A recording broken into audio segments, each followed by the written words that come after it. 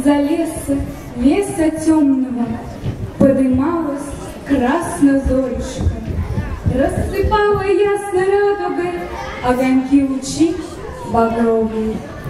В это утро вместе с солнышком уже с тех ли темных зарослей выплывала, словно зоренька, белоснежная лебедушка.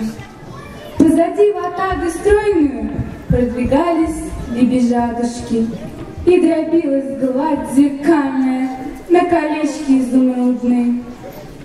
У побережья зеленого, наклонив головки нежные, перешептывались лилии с ручейками тихозвонными.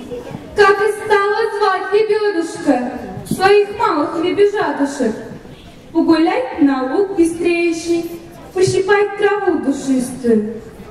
Выходили лебежатушки теребить траву муравушку, и росинки серебристые, словно жемчуг, осыпались.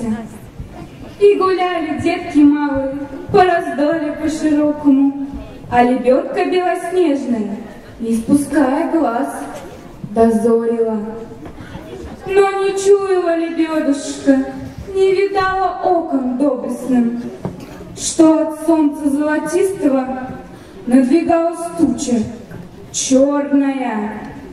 Грозный взмах крыла могучего отогнал седое облако, и орел, как точка черная, стал к земле спускаться кольцами, и глаза его орлиные увидали степь далекую, и у озера широкого он увидел лебедь белую. В это время лебедь белая оглянула гладь зеркальную, и на небе отражавшемся увидала крылья длинные. Встрепенулась лебедушка, закричала лебежатушкам. Собрались детки малые и под крылья схоронились. Побежали детки к озеру, понеслись густые заросли, а из глаз родимой матери покатились слезы горькие.